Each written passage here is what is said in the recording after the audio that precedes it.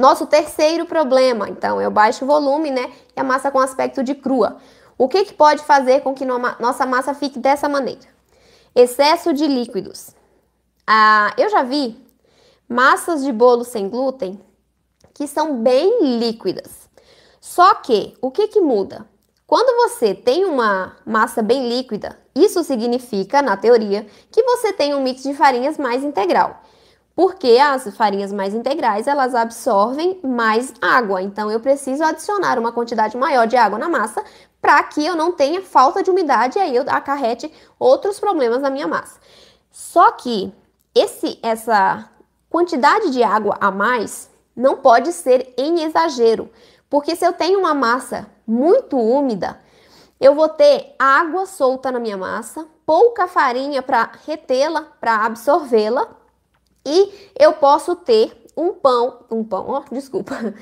bolo de baixo volume, porque eu tenho muita umidade na massa, então ele tem prejuízo no crescimento, porque eu não tenho estrutura para fazer esse bolo subir. Então eu também tenho prejuízo no crescimento e eu posso ter um bolo que não assa bem, ele fica com o miolo mole, né? Quando você corta aquele aspecto de cru, ou então muito úmido. Já vi pães também que tem excesso de líquidos e fica com aquele aspecto úmido. Você pega na mão, você sente a água nele.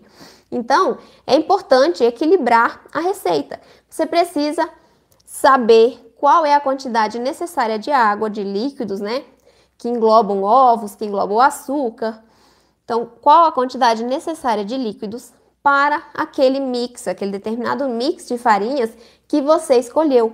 E isso você só conhece na prática. Adianta eu te ensinar qual é o ponto de hidratação? Sim, com certeza. Você observando o ponto de hidratação das massas, por exemplo, nos vídeos que eu mostro, adianta muito. Só que esse ponto de hidratação, ele pode mudar levemente a depender do tipo de farinha que você está utilizando, a depender da marca da farinha que você está utilizando, a depender até do lote da farinha que você está utilizando. Porque, por exemplo, se a farinha que eu estou utilizando é do lote X, eu tenho uma safra de grãos ali, por exemplo, a farinha de arroz, né? Desculpa. Eu tenho uma safra de grãos aqui.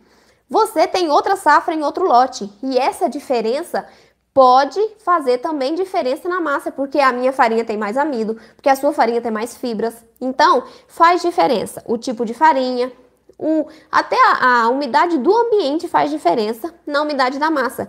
Por isso, é importante que você utilize uma receita equilibrada, porém, você observe o ponto de hidratação da sua massa, para que ela não fique úmida demais, porque essa umidade em excesso pode deixar o bolo com aspecto de cru, muito úmido, e se eu tenho muita umidade, eu tenho menor validade, né? Umidade em excesso, que eu digo.